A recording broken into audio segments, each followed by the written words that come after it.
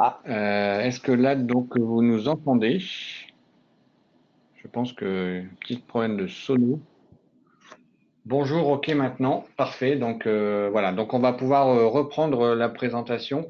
Excusez-nous pour ces non. petits. Bertrand nous dit toujours pas. Est-ce que Olivier nous entend toujours? Olivier avait dit oui. J'entends bien pour Fernanda. Olivier nous dit c'est ok maintenant. Bertrand, J'entends bien.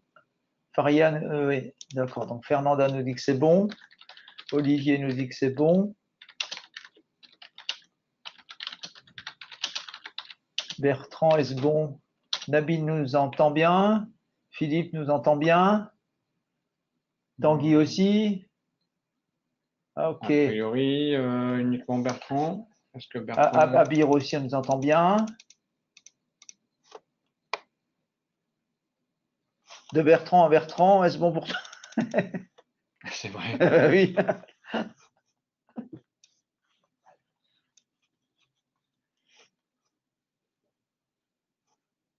Alors, on va attendre encore quelques instants.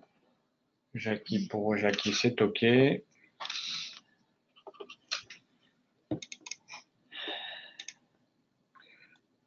Bertrand, est-ce que c'est bon pour toi? Oui, ça y est, j'ai du son. D'accord, Je sais pas OK. si on m'entend.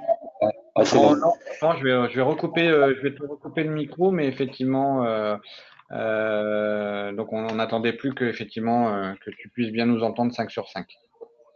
Ok, ça y est, c'est bon. Merci. Merci à toi. Alors, donc, je vous propose de reprendre la présentation. Donc, je suis Patrice Koraleski, donc je suis auditeur qualité, sécurité, environnement, donc pour le compte du groupe AFNOR, et donc je suis rattaché à AFNOR Certification au département, au ex-département innovation et développement, donc maintenant le DMSE exactement. Et donc, je suis en compagnie de Bertrand Denis. Alors, Denis étant le nom, Bertrand le prénom. Je travaille au sein de la délégation Est d'AFNOR, donc à Nancy. Je suis aussi auditeur QSE comme Patrice. Tous les deux, donc, on a eu l'opportunité de réaliser des audits ISO 45001. On a fait partie des premiers qualifiés sur le sujet. Et puis, donc, on est chargé de vous porter un message sur la mise en œuvre de l'ISO 45001 dans le cadre donc, de vos futurs audits. Voilà. Alors, donc, alors, comme vous l'avez commencé à le tester, effectivement, n'hésitez pas à poser vos questions tout au fur et à mesure, je dirais, de ce webinaire qui va durer à peu près 2 heures. Donc, on va déjà d'ailleurs interagir avec vous au travers des différents cas que l'on va donc présenter dans ce webinaire. Et donc, vous aurez l'occasion de chatter et de nous répondre au niveau de l'outil. Et on verra donc au fur et à mesure les réponses que vous nous avez apportées. Alors, par rapport peut-être, je dirais déjà au niveau des éléments du programme de cet après-midi. Donc, un petit point d'introduction, puis un rappel du contexte de l'ISO 45001 et de sa genèse, on va dire, et aujourd'hui, 1 an après, voilà où on en est. De faire effectivement l'objectif de cet atelier, de cet après-midi, hein, c'est d'avoir une posture identique les uns avec de pouvoir avoir une vision uniforme tant qu'à faire se peut auprès de nos clients audités sur ce nouveau référentiel. Et donc de pouvoir faire quelques cas pratiques sur des nouvelles thématiques voilà, qu'on va aborder donc au travers de ce webinaire et vous donner quelques éléments enfin pour terminer sur la période de transition et sur les prochains audits déjà que vous serez à même de réaliser ou que vous avez d'ailleurs peut-être dans un premier temps déjà réalisé par dérogation.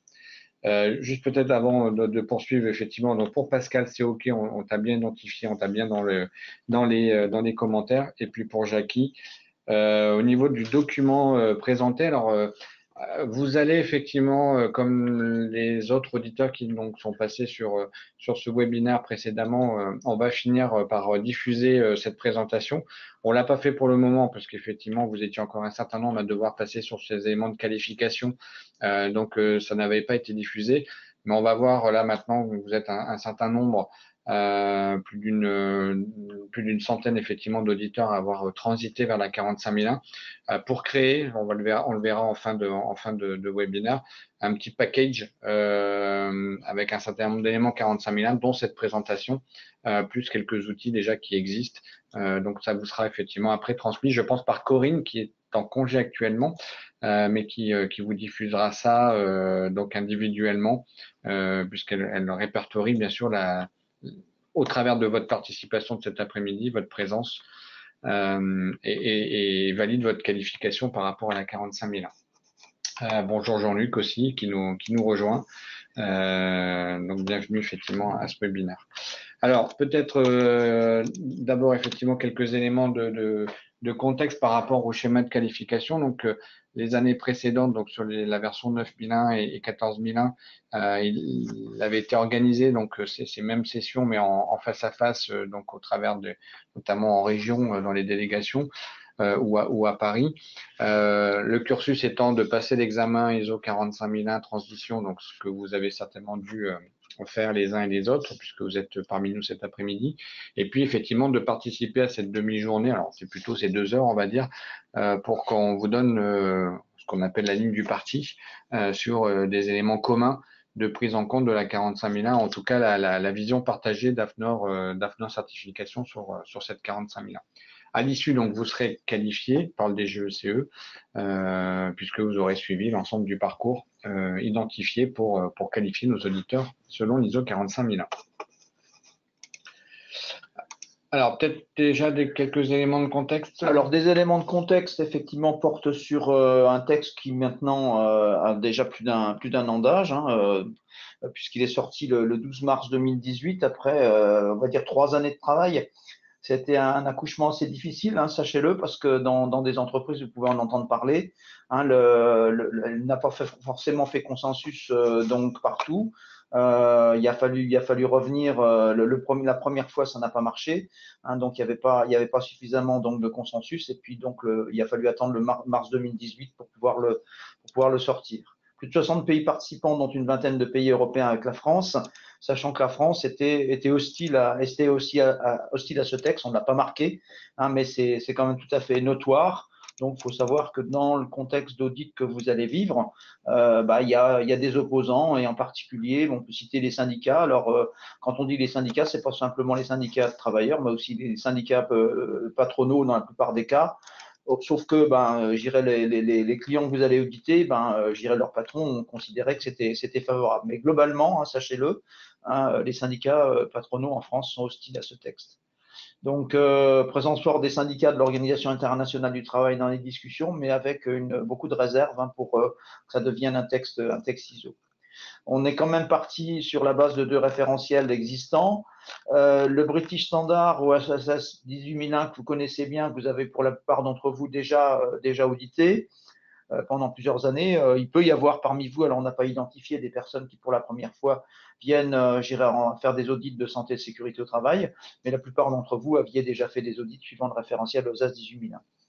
Et puis, le référentiel qui a été conçu sur la base d'un texte de l'Organisation internationale du travail en 2001. Alors, ça ne nous rajeunit pas, mais c'est vrai que c'est un texte qui est que l'on peut d'ailleurs toujours auditer.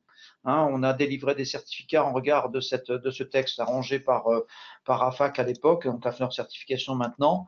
Donc, ce texte de 2001 qui met l'accent sur la consultation de la participation des travailleurs et l'orientation de santé, sachant que ce sont précisément des orientations que l'on retrouve maintenant de façon plus conséquente dans l'ISO 45001, donc ça tombe bien. C'est aussi une écriture en ligne, donc en HLS, High Level Structure, on pourrait dire ça en anglais, en ligne avec les ISO 9001, ISO 14001, ce qui va faciliter aussi nos prises de constats, puisque vous savez qu'en audit QSE, on peut aussi faire des constats qui sont multiréférentiels, et que bien évidemment, lorsque ça se positionne dans les mêmes paragraphes, c'est quand même plus facile à faire les saisies. Donc, et aussi, il y a une jeunesse de synergie qui est plus forte quand c'est comme ça. Donc, l'approche QSE est bien évidemment favorisée par cette écriture en ligne. Donc, un sujet à connaître, donc c'est tout ce contexte. On peut bien sûr appliquer cette norme à toutes les organisations. On peut faire des audits dans des toutes petites structures, des TPE. On peut le faire aussi dans des grands groupes, hein. D'ailleurs, on a déjà fait les uns les autres, donc des audits dans… C'est pareil que finalement qu'en 9001 ou en 14001, tout type de secteur d'activité, de forme juridique s'applique. Sachant que bien évidemment, il s'agit donc en se référant donc au premier chapitre introductif de l'ISO 45001, de fournir un cadre aux organismes intéressés pour manager leurs risques envers la santé et la sécurité au travail, sachant que manager les risques, ça ne suffit pas, donc ayons-le tous à l'esprit. Il faut aussi ambitionner d'améliorer en continu les performances en santé et sécurité au travail. Et d'ailleurs, quand on parle de santé, c'est aussi bien la santé physique que mentale. N'oublions pas ce point qui est quand même en train de monter en puissance, toute cette partie mentale. Éviter les traumatismes et les pathologies, traumatisme côté sécurité, pathologie côté santé. Et puis, un des meilleurs moyens, c'est probablement aussi de procurer des lieux de travail sur S1, sachant que ces lieux de travail sur S1, on pourra en reparler, mais ce n'est pas uniquement l'endroit principal du travail. Pensez à toutes les personnes qui se déplacent ou qui font des interventions extérieures.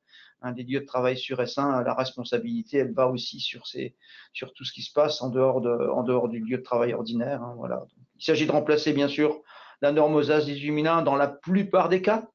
Sauf que, bien évidemment, cette norme vise aussi à certifier en initial des organismes qui jusqu'à présent n'avaient pas été en santé et sécurité au travail. Et puis, donc, c'est une belle ambition. Ayons aussi à l'esprit que les réglementations, qu'elles soient nationales ou autres européennes, prévalent sur la mise en œuvre du texte et que la directive 4 de 1989, ça ne nous rajeunit pas. Mais je dirais, elle a quand même été transcrite en droit français ensuite, donc en 91, puis après on est repassé sur des textes depuis 2001. Tout ça, c'est des textes qui sont bien évidemment compatibles avec les principes adoptés par l'Organisation internationale du travail. Mais vous-même, en tant qu'auditeur, vous n'êtes pas non plus censé ignorer la loi. Donc, il faut que vous connaissiez aussi les principaux textes en matière de santé et sécurité au travail. On s'attend à ce que vous ayez quelques connaissances du Code du travail, pour le citer, et puis que ces principes généraux de prévention, si on vous pose des questions dessus, vous puissiez aussi en parler. Qu'est-ce que c'est? Qu'est-ce qu'on trouve dans la directive 4 de 1989? Ça, c'est aussi quelque chose que vous êtes susceptible de savoir. Ça fait partie des connaissances générales. Tu es d'accord, Patrice? Après, c'est pas non plus des nouveautés par rapport à non, c'est pas nouveau, 45 000, mais c'est vrai que c'est quand même le postulat de base. Oui, on est dans une histoire, dans une histoire à connaître. Voilà, un décor. Ok, peut-être un complément sur la norme OHSAS 18001. Oui. Peut-être d'autres peuvent se poser la question par rapport, et si vous l'étiez précédemment certifié, ou en tout cas vous étiez qualifié pour faire des audits selon l'ILO OSH 2001. Donc autant l'OHSAS 18001, il est clair qu'elle ne sera pas révisée, et donc à terme, c'est-à-dire après la période de transition, l'OHSAS 18001 disparaîtra. Autant à ce jour, il n'y a pas d'éléments d'information concrète qui laissent penser que l'ILO disparaîtra donc à l'issue de la période de transition. Donc à ce jour, l'ILO OSH reste effectivement possible d'être évalué sur ce texte, et y compris après la fin de la période de transition, puisque l'OIT aujourd'hui n'a pas indiqué d'informations contraires. Alors, peut-être effectivement, dans le cadre de vos activités, mais aussi en tant qu'auditeur, les bonnes raisons pour mettre en œuvre un système de management dans une entreprise, en lien avec justement, je dirais, ce chapitre 0, justement, dont parlait Bertrand juste à l'instant. Le premier, effectivement, bon argument est que finalement, mettre en place un système de management de la santé et sécurité au travail permet de réduire l'accidentologie, de favoriser effectivement une approche de prévention de la santé. Et puis, on le verra un petit peu sur le slide prochain, de réduire l'absentéisme et bien sûr les coûts qui y sont associés. Alors, Céline nous demande, juste en aparté, Céline nous demande si les Anglais ont validé l'ISO 45001. Question par rapport au maintien ou non de l'OHSAS 18001. Ils sont demandeurs. Voilà. C'était eux les principaux acteurs. C'était plutôt eux les acteurs au niveau de l'OHSAS et de l'ABS à l'origine. Ont participé bien sûr aux travaux de normalisation sur l'ISO 45001. Donc bien sûr, on validait l'ISO 45001. C'était les leaders de la commission. Contrairement à la France. Voilà. C'est des Anglais les leaders de la commission 45001. Donc là-dessus, il n'y a aucune ambiguïté. Donc eux, ils ont effectivement affirmé que l'OHSAS ne sera pas effectivement maintenu à l'issue de la période de transition. Deuxième bonne raison de contribuer effectivement à améliorer l'image de la société et à la préservation de la réputation externe et interne. Alors, à ce sujet, c'est vrai que il est toujours plus valorisant effectivement de montrer que en termes de santé, sécurité au travail, de prévention des risques, voire de qualité de vie au travail, même si la norme n'en parle pas expressément, mettre en place un système de management permet d'améliorer l'image de la société. Alors là, tu dis que je te corrige un petit peu, la qualité de vie au travail, la norme en parle quand même dans les chapitres introductifs. C'est pour ça que j'ai dit. Oui, expressément, mais peut-être pas au niveau des exigences. Pas au niveau des exigences, mais effectivement. Le contexte général est bien spécifié dans les paragraphes introductifs que vous avez vocation à bien connaître également. Pour ceux qui nous rejoignent, effectivement, Olivier, donc je disais que le support vous sera envoyé ultérieurement, mais comme pour les autres sessions du webinaire, pas tout de suite. Donc effectivement, prendre quelques notes, ça peut être utile. Il vous sera transmis après qu'un certain nombre d'auditeurs soient qualifiés. Donc on va voir avec Corinne pour effectivement faire peut-être ce paquet d'ici peut-être la rentrée de septembre. Donc effectivement prendre quelques notes, ça peut être utile. Donc voilà, donc je disais effectivement la QVT, on est plutôt dans des informations au niveau du chapitre introductif, mais après on n'a pas d'exigence à part entière dans le texte qui suit. Et puis effectivement préserver la réputation externe et interne au travers, je dirais, de l'accidentologie qui peut être faible. Ça peut effectivement donner une bonne image d'entreprise où il fait bon travailler et qui est respectueuse effectivement des travailleurs. Comme tout texte lié à la santé et sécurité au travail, mais comme l'environnement, on a effectivement une obligation de répondre aux exigences légales et autres exigences, et en étant effectivement mieux disant au niveau du plan de la consultation des travailleurs, comme on va le voir un petit peu plus loin sur un chapitre vraiment dédié à la partie consultation-participation. Une bonne raison, et souvent une bonne raison, en tout cas une raison qui nous est évoquée, c'est le fait de satisfaire à des obligations de la part de vos clients, de la part des clients de nos audités. Voilà, je me fais certifier santé, sécurité au travail comme environnement qualité parce que j'ai un client qui me le demande. C'est vrai quand on va travailler dans de la chimie, dans du pétrolier, dans de l'industrie, dans du bâtiment, c'est vrai que ça peut être une exigence pour l'obtention parfois de marché. Ça peut être aussi une obligation de groupe ou une politique de groupe qui est à la genèse effectivement de la mise en place d'un système de management. Comme toute démarche de santé sécurité au travail, le cœur effectivement du réacteur, si je peux m'exprimer ainsi, étant d'identifier alors les dangers.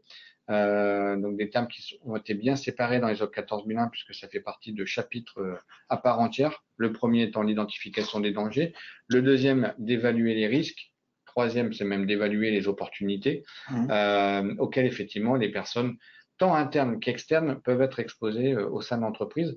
Donc il ne faudra pas se limiter simplement au personnel travaillant dans l'entreprise, mais aussi aux prestataires, aux partenaires, aux visiteurs, aux stagiaires, si on prend l'exemple d'AFNOR, qui viennent tous les jours participer à des stages de formation chez AFNOR Compétences, mais aussi l'ensemble des prestataires qui peuvent intervenir dans une entreprise. Et si on met en jeu la vie d'autrui également, donc quand on fait des prestations, l'entreprise en question qui emmène du personnel ailleurs, donc qui fait des interventions sur des chantiers et autres, doit aussi, je dirais, induire, si possible, enfin, faire en sorte qu'il n'y ait pas d'accident occasionné par son personnel, quoi. Donc ça paraît logique. Voilà. Et y compris aussi les dangers qui peuvent exposer finalement en dehors des murs, en fait, hein, donc les voisins, les riverains, les personnes à proximité, dans lequel, bon, dans une entreprise effectivement polluante sur le plan environnemental, qui peut aussi représenter des risques pour la santé des riverains aux alentours.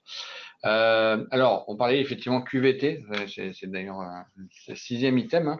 Hein. Pour autant, même s'il n'y a pas d'exigence à part entière, à part dans le chapitre introductif, comme le disait Bertrand, c'est de favoriser les dispositions envers le bien-être au travail, afin d'améliorer effectivement la santé physique et mentale des travailleurs qui sont présents sur le site. Sachant que l'enjeu, quelquefois, dans vos documents uniques que vous serez amenés à voir, on trouve une ligne sur les risques psychosociaux, les RPS, et puis basta. Donc, c'est un peu compliqué pour dire que, ce faisant, on a traité le sujet, quoi. Donc, voilà. Et puis enfin, bon, Bertrand le disait, hein, une approche structure HLS, donc qui favorise effectivement une démarche QSE beaucoup plus intégrée, puisque l'ensemble des chapitres, enfin des référentiels maintenant sont structurés de la même manière, et qu'effectivement, pour avoir une politique de management qualité, sécurité, environnement, on est aujourd'hui sur les mêmes chapitres, donc une meilleure synergie entre les différents référentiels. Je fais peut-être un petit retour en arrière sur notamment justement l'évaluation des risques. On parle bien d'évaluation des risques et pas de document unique. Oui. Tout à l'heure, Bertrand disait que c'est une norme internationale. Alors, j'aime bien dire en fait au travers de ces webinaires que c'est peut-être la plus internationale de nos 3 normes qualité-environnement, puisqu'effectivement, autant en environnement, on va parler d'analyse environnementale, et ça c'est vrai partout, autant en santé sécurité au travail, on fait souvent des raccourcis vers la notion de mise en place du document unique des risques professionnels. Or, effectivement, c'est un terme qui est franco-français. Ouais. Et donc, je préfère effectivement parler d'évaluation des risques que de mise en place du document unique, puisque voilà, en dehors du territoire, on ne va pas parler de document unique. Alors, peut-être justement quelques chiffres voilà, à partager, voilà, pour se donner juste un petit peu un ordre de grandeur. On disait tout à l'heure, c'est de favoriser une bonne image de la société, voilà, une place où il fait bon vivre et bon vivre à travailler. Les sources donc au travers de manager la santé, la sécurité au travail indiquent que mettre en place un système de management santé sécurité au travail rapporte, puisqu'effectivement il estime qu'1 euro investi dans la prévention des risques professionnels pourrait rapporter 2,2 euros. Alors, on n'est pas à 10 centimes près. Ça dépend aussi des secteurs d'activité, évidemment, hein, mais bon, mais ça c'est quelque chose qui fluctue beaucoup. Oui, mais bon. Voilà, ça permet aussi d'avoir plus de créativité, puisqu'on peut, dans le cadre de la conception, imaginer de meilleures conditions de travail par les nouvelles infrastructures, les nouveaux matériels qui vont être mis en place. Donc, voilà, d'avoir une réflexion beaucoup plus large que simplement un remplacement 1 pour 1 du matériel. On disait tout à l'heure moins d'absentéisme, moins de turnover. Si on est bien dans l'entreprise, on a peut-être moins envie d'en changer et donc peut-être d'aller moins regarder ce qui se passe ailleurs. Et puis de la même manière, si on est bien au travail, on a peut-être moins de velléité à s'absenter le lundi matin parce qu'on a fait un peu trop de jardinage le week-end et qu'effectivement, finalement, le travail n'est pas plus intéressant. Et donc le lundi, je ne viendrai pas pour avoir eu quelques exemples, je dirais, dans le cadre de mes audits où l'absentéisme avait monté, notamment dans le secteur du public suite à la suppression de la journée de carence. Voilà, c'est aussi des éléments qui peuvent effectivement dénoter peut-être une problématique effectivement de qualité de vie au travail dans l'entreprise. Oui. Donc, alors, maintenant, peut-être pour vous donner quelques postures par rapport à l'auditeur. C'est quand même ce qui est essentiel hein, dans voilà. cette L'objectif, c'est présentation. de vous donner un peu une vision partagée, de partager aussi ensemble tout au long de cet après-midi hein, sur quelques éléments les plus fondamentaux, je dirais, de l'évolution de cette ISO 45001 et de vous indiquer aussi ce qu'AFNOR Certification a comme position par rapport à certains sujets qui ne sont pas spécialement tout le temps faciles à appréhender. Alors, peut-être effectivement, premier travail, donc là, on va travailler plutôt par rapport aux questions et au chat que vous avez à votre disposition, donc au niveau de l'outil du webinar. L'idée étant de vous faire réagir ou questionner sur justement pour vous, quelle est effectivement la différence que vous faites entre la notion de sécurité et la notion de santé, puisque cette nouvelle ISO 45001 parle bien de santé et sécurité au travail. Donc, on est vraiment sur deux thèmes, où avant, on parlait plutôt de SST, de mémoire, Oui. HSS. Sachant que dans les entreprises, bien souvent, vous pouvez trouver des responsables sécurité, on met en place des dispositions pour la sécurité. Par contre, la santé, pour l'instant, c'est plutôt le parent pauvre. Donc, à vous de nous dire comment vous ressentez ces choses-là. On attend vos informations sur le chat, s'il vous plaît. Voilà.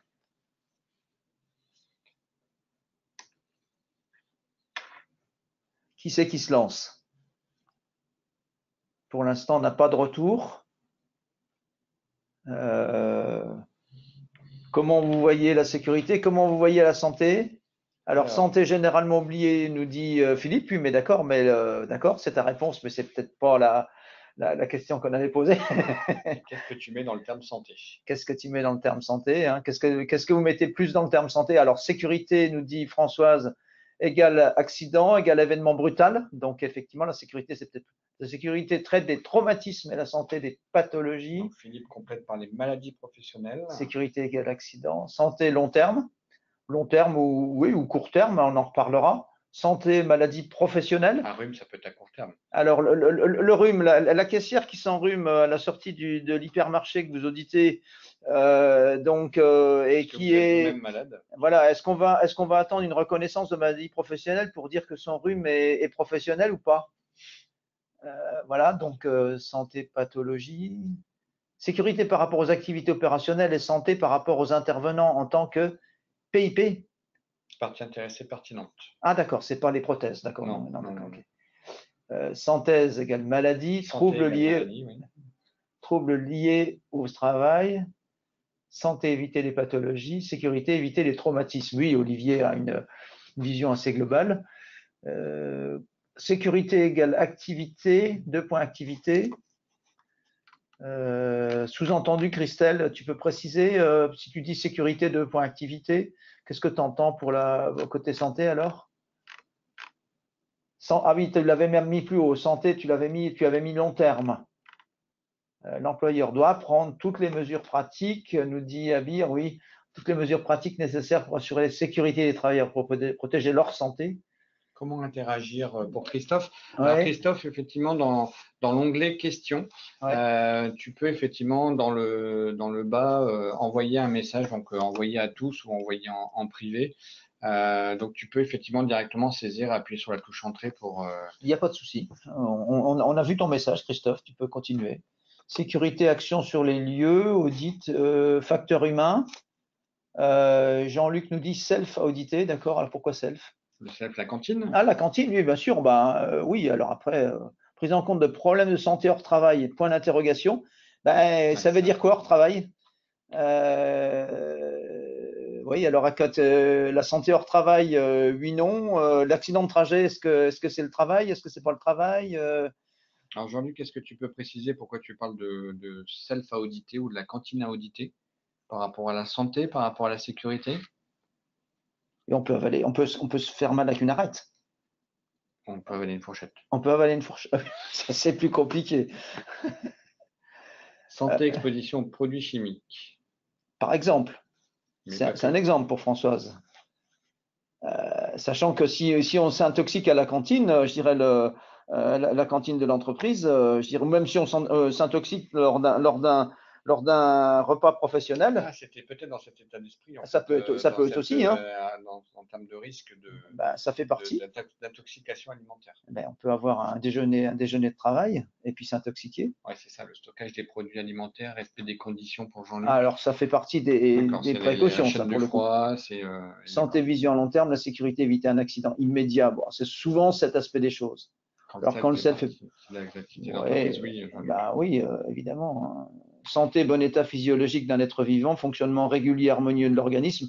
C'est clair que, je dirais, oui, Abir, mais c'est difficile de dire la santé, elle s'arrête sitôt qu'on a sorti de l'entreprise et puis elle ne commence que quand on arrive dans l'entreprise. Je pense à des soucis de santé chronique, mais les soucis de santé chronique peuvent interférer aussi avec les accidents. Mais sans lien avec le travail. Ah L'entreprise bah, doit-elle les prendre en compte? Eh ben, bien sûr, quelqu'un qui est malade au long cours, je dirais, il peut y avoir des adaptations de poste. Des Hein, conséquences sur. il peut y avoir des horaires adaptés, il peut y avoir. À ce jour, les entreprises structurées font bien la différence entre santé et sécurité. Sécurité prise en compte par le préventeur. Par le préventeur. Santé est intégrée le service médical qui peut prendre en compte les TMS, les risques chimiques, les RH pour les risques psychosociaux. Oui, ça en fait partie aussi. Sécurité, situation tranquille qui résulte d'absence réelle de danger, si on veut. Après, l'OMS. Oui, alors la définition de l'OMS de 1946, alors pour les auditeurs les plus âgés d'entre nous, effectivement, ça, je sais pas, dans la liste, il n'y en a pas qui est des auditeurs de 1946.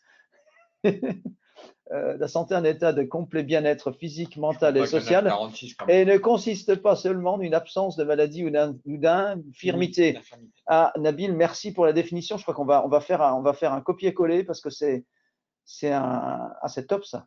La santé, le risque peut être différé. Bah oui, effectivement. Reconnaissance maladie professionnelle de longues années après le départ de l'entreprise. Par exemple, sur l'amiante. Oui, mais bon, après, il peut y avoir des situations actuellement. Bon, alors après, la santé, ce n'est pas que les maladies professionnelles, attention. Hein. On nous a déjà servi dans certains audits que dans l'entreprise qu'on auditait, il n'y avait pas de problème de santé puisque ça faisait 2 ans qu'ils n'avaient pas déclaré de maladie professionnelle. Donc la santé, sujet qui rejette. Voilà. Bon, d'accord. Ok, bien. Bah, écoutez, je pense qu'on a fait un peu le tour. Donc Christophe, effectivement, signaux faibles recueillis de manière différente que la sécurité, la santé, oui. Donc ça fonctionne pour Christophe. Ok. Peut-être deuxième question, c'est quelle partie intéressée vous êtes normalement amené à pouvoir rencontrer ou en tout cas l'entreprise à identifier dans son système de management de la santé et sécurité au travail? Allez à votre bon cœur pour les parties intéressées. À part l'Adréal. Ah non, ça c'était pas en santé et sécurité. Ah, l'Adréal, ça fait un peu environnemental. Ah, ça fait un peu environnemental. Ah, bah, peut-être un petit peu. Alors, Christelle nous dit médecine du travail. Ah, bien sûr. Ce qu'il en reste. La CRAM ou la CARSAT, tout à fait. L'inspecteur du travail, le médecin, on l'a déjà dit. Oui. Les représentants du personnel. Il y en a. L'infirmier, le médecin, bien sûr. Tu retrouves tes PIP. Hein. Ouais. Le travailleur, l'inspection du travail, effectivement. Voilà. Les prestataires, CSE, médecine du travail. L'inspection du travail pour Abir qui est en Tunisie, effectivement. Oui, il y en a un peu partout. N'oublions pas les familles, nous dit Olivier. Mais merci Olivier. Bien, Olivier, tout à fait. Eh oui, celui qui rentre à la maison avec des vêtements de travail souillés et puis que c'est lavé dans la machine à laver et puis qu'on intoxique la famille avec, ou bien qui ramène sa poussière. Vous savez qu'il y a des victimes de l'amiante parmi les conjoints. Hein. Donc, ne limitons pas les parties intéressées aux seules personnes elles-mêmes. Christelle nous dit les RH, si le groupe si effectivement les RH sont externalisés, bien entendu, effectivement les fonctions support quand on est dans une approche groupe, l'État, les personnels, les représentants, l'inspection, les clients. Pourquoi pas les clients, ils peuvent interférer. Hein, imaginons une entreprise qui fait du service à domicile. Eh bien, évidemment, je dirais l'interférence avec la personne avec laquelle le salarié, avec laquelle le salarié s'occupe, il y a une partie intéressée très forte là. Hein. Il peut la mettre en danger, il peut être mis en danger. Donc Christophe nous dit le CHSCT, oui, on avait les représentants du personnel. Maintenant, parlez plutôt du CSE. Hein. Vous savez que le CHSCT, c'est en voie de disparition dans les audits que vous allez faire. Bientôt, c'est fini, terminé. Hein. Donc, passer au CSE pour ceux qui auditent en France. Donc, Abir nous dit la société, c'est-à-dire la société au sens large, je suppose. Ouais. Les services de secours, merci Nabil. Évidemment, vous savez que cette 45 000, elle fonctionne quand tout va bien, mais elle fonctionne aussi quand tout va mal. Hein, donc, il faut n'oubliez pas les pompiers, je dirais les sauveteurs secouristes du travail aussi. Hein. Ça, c'est des partenaires. Hein. Protection civile, évidemment. Les sécurités sociales. Riverains, bien sûr. Voisins riverains. Comme on l'a dit tout à l'heure. Protection civile, c'est vrai un peu partout, ça. Hein. Le cas des clients textiles, groupes internationaux qui exigent beaucoup de points liés à la RSE. Alors, attention, Céline, là, on est effectivement sur la notion d'exigence des parties prenantes. Là, c'est la loi qui oblige. Hein, c'est l'effet du Rana Plaza, en fait. Hein. C'est le devoir de vigilance donc, qui s'applique. Donc, on est obligé d'appliquer donc à ces Ah, donc Christophe prestataires. nous dit le CC. Ah non, en fait, je pensais que c'était une erreur de Le frappe, mais non. Pardon. Le CSSCT. CCSSCT remplace le CHSCT dans les CSE. Oui, Oui, d'accord. Ok, oui, pardon. oui, Christophe. C'était un abus Oui, de. on est On pensait que d'accord. c'était une erreur de frappe Oui, dans oui, le. non, mais on est d'accord. Ouais, Il y a un comité. Alors après, il y a beaucoup moins de personnes. Si vous ne, alors, bon, on viendra sur ce sujet-là après. Après, en même temps, il est élargi aussi au nombre de salariés, puisque Exact. dès 12 salariés, il faut aujourd'hui le mettre. Oui, alors mettre en sachant place. que, bien évidemment, la norme 45 001 ne s'adresse pas qu'aux institutions représentatives du personnel, hein, en termes d'interlocuteurs. Hein. Ok, bah écoutez, je Ok, pense qu'on les a fait un peu le riverains, tour de l'intelligence l'ensemble des. clientèle, On voit, en tout cas, on oui. voit qu'on est beaucoup plus large que le simple médecin du travail, Ah bah l'inspection c'est du sûr. travail et Ah, la bon, CARSAT, quoi. on y pense spontanément, mais ça ne suffit pas, évidemment. Alors, bah, je crois qu'il y a un petit correctif derrière, non? Une petite Voilà, correction, petite bah voilà. correction. Donc oui, bah, bien sûr. Donc la sécurité, alors effectivement, vous resserre le document unique d'évaluation des risques au poste de travail, mais encore une fois, c'est un document qui est franco-français, hein, qui est hexagonal entre guillemets. Il faut qu'il soit volontariste dans le contexte de certification. Donc il faut que ce soit un document très bien étudié, hein, Mais qui soit effectivement, c'est à dynamique. l'intérieur de ce document qu'on va retrouver l'ensemble des risques L'essentiel des risques. liés à l'entreprise. Par contre, si on y trouve bien des satisfactions pour tout ce qui est risque, pour les opportunités, ma cache. En général, C'est pour ça qu'il faut mieux être sur une évaluation des risques et des opportunités que sur une élaboration d'un document unique. Et c'est vrai que quelquefois, le côté négatif, on le va trouver, mais alors pour les opportunités, bonjour. La santé au travail, mais pas que. Hein, alors, point d'interrogation, on vous la pose, hein, ça dépend aussi de la nature des métiers. Mais la santé tant physique que mentale, c'est vrai que les personnes aussi qui font beaucoup de kilomètres pour venir travailler ou qui ont des transports en commun pénibles, bah, c'est quand même lié au travail. Hein. Ils arrivent fatigués. Bon, est-ce qu'on peut faire une croix sur tout ça? C'est pas évident. Alors, ce qu'on va vous suggérer aussi, c'est le rendez-vous avec le médecin ou l'infirmière. Hein, donc, ils peuvent être rencontrés. Et puis, vous pouvez aussi consulter le rapport annuel de la médecine du travail qui recense aussi bien des statistiques consultables. Alors, il ne s'agit pas de discuter de cas individuels. Hein. On sait très bien quel secret médical, mais on ne peut pas vous opposer le secret médical pour dire qu'on ne peut pas vous montrer le rapport annuel de la médecine du travail. C'est un document qui est statistique. Donc, je dirais, vous y avez accès. Il n'y a pas de souci particulier par rapport à ça. Alors, ceci dit, il est quelquefois très décevant lorsqu'il existe. Il y a des publics qui ne se gênent pas et qui ne sont pas respectueux de leur obligation d'en renseigner. Dans leur charter médical, oui. Ouais. Alors, je profite effectivement de ce petit point. Les déplacements font partie des risques trajets, oui, le dit Guy, effectivement. Mais je profite effectivement de ce petit point sur la notion de rendez-vous avec le médecin et l'infirmière. En lien avec les règles d'accréditation qu'AFNOR va devoir respecter pour se faire accréditer, donc selon l'ISO 45001. Et c'est vrai qu'une des exigences donc du texte complémentaire, donc qui est l'IAF MD 22, je crois, qui fixe effectivement les règles d'accréditation, inclut l'obligation dans nos plans d'audit. Et donc, on compte sur vous pour que effectivement le faire apparaître dans vos plans d'audit. Les rencontres avec l'ensemble effectivement de ces parties prenantes. On a parlé des membres du CHSCT ou du CSE demain.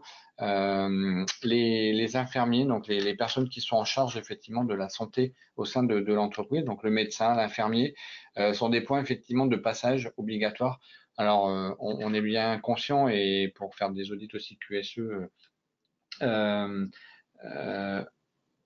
c'est pas toujours évident. Alors, Jackie nous dit on en faisait déjà en 18001. C'est exact, sauf qu'effectivement, on n'était pas accrédité sur l'an 18001 c'était pas une norme sur laquelle on pouvait se faire accréditer.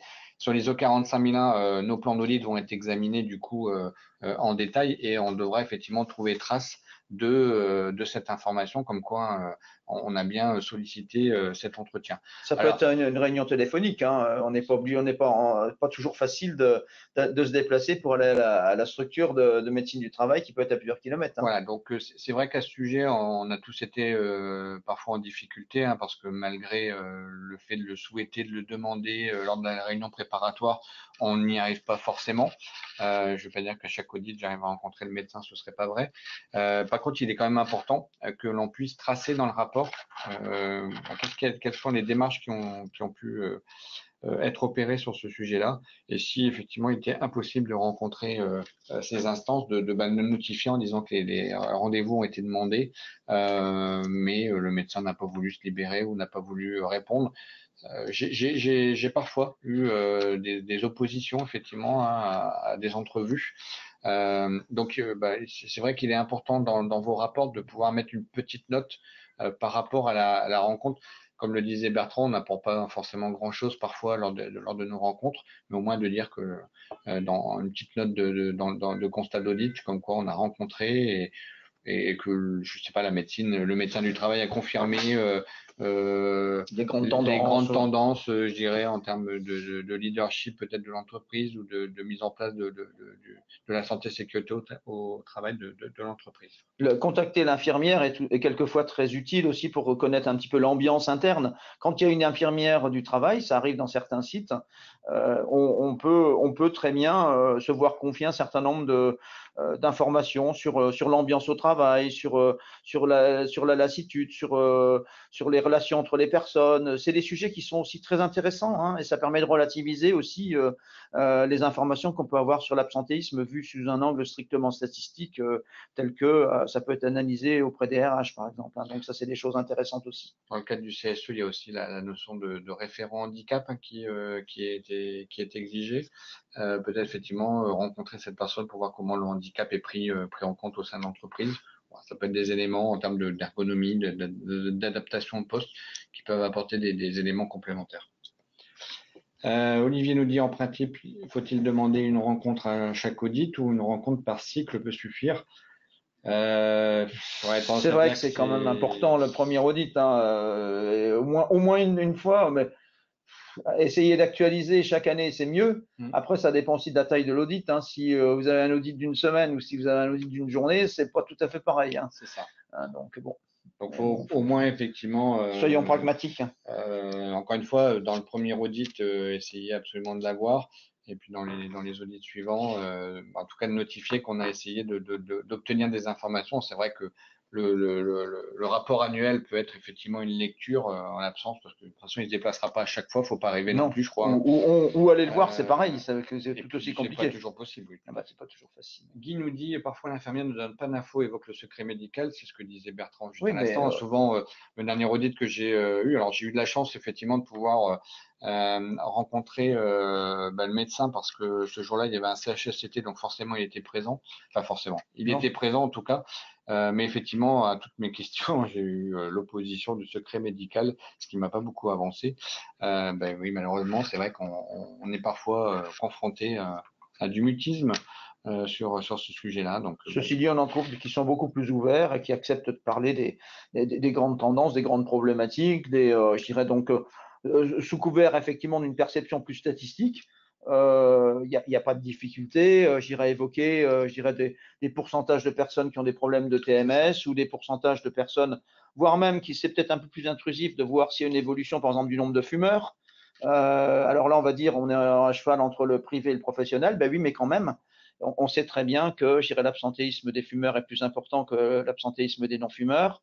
Donc ça, c'est des leviers d'action, hein, sur lesquels il n'est pas interdit non plus d'avoir des discussions qui sont plus ou moins formalisées. C'est pareil sur l'hygiène de vie des gens, hein. Donc là, quand on parlait tout à l'heure de qualité de vie au travail, l'hygiène de vie, c'est aussi probablement peut-être aussi de voir l'équilibre des prises de repas à la cantine, etc. Donc ça concerne d'ailleurs nous aussi, hein, en tant qu'auditeurs, hein, on n'est pas forcément toujours exemplaires, mais tout ça, ça fait partie aussi d'un contexte global de paramètres d'influence sur la santé des personnes et sur leur aptitude à bien travailler en zénitude, y compris en début d'après-midi quand ça se fait lourd. En tout cas, il est important effectivement dans nos plans d'audit que l'on mentionne effectivement qu'on a essayé au moins. On ne pourra pas nous reprocher de ne pas avoir essayé. Par contre, on pourra nous reprocher effectivement de ne pas avoir indiqué dans nos plans d'audit ces points de rencontre, et malgré tout, si on a échec, de se dire qu'on n'a pas pu auditer les personnes en l'occurrence. Alors Olivier nous dit veillez à ne pas faire d'ingérence. Alors effectivement, mais des campagnes anti-tabac, j'en ai déjà vu lors d'un audit. Moi, j'ai trouvé ça très intéressant. Et l'organisme audité nous a bien dit qu'effectivement, c'était quand même pour eux intéressant que d'essayer de sensibiliser les gens à la problématique de la tabagie, que ce soit une tabagie active ou une tabagie passive. Donc ça, c'est des éléments d'influence qui sont dans l'air du temps. Hein. C'est plus tabou de parler de ce genre de choses. Hein, voilà. Pascal nous dit que la plupart des grands groupes ont une politique d'hygiène de vie, mais bon, malheureusement, pas que dans des grands groupes. Donc, effectivement, voilà, il faudra adapter en fonction des structures dans lesquelles. Alors, Jackie nous dit addiction, on est dans une zone où l'organisme peut influer, mais on n'a pas tous les leviers. On est d'accord, mais c'est pas parce que, je dirais, on ne peut qu'influer que pour autant ça nous conduit au silence. Hein, donc, je dirais d'une entreprise à l'autre, ça dépend aussi de la culture d'entreprise. Et d'ailleurs, si vous regardez bien l'ISO 45001 et puis que vous étudiez un peu aussi les annexes, hein, d'ailleurs, vous devez logiquement tous avoir lu les annexes. Elles sont très très riches. Les annexes sont très riches d'informations. Hein.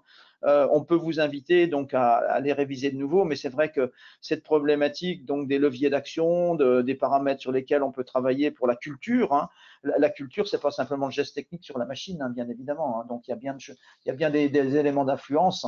Et puisqu'on parle d'influence, c'est vrai que la logique de maîtrise qu'on voit dans la 45001 est peut-être on en parlait justement avec Patrice ce matin, puisqu'on est tous les deux dans le groupe je dirais, d'établissement des règles pratiques, hein, donc des fiches pratiques, donc QSE. Et dans la 14001, on parle de maîtrise et d'influence. Dans la 45001, on parle essentiellement de maîtrise et nettement moins d'influence.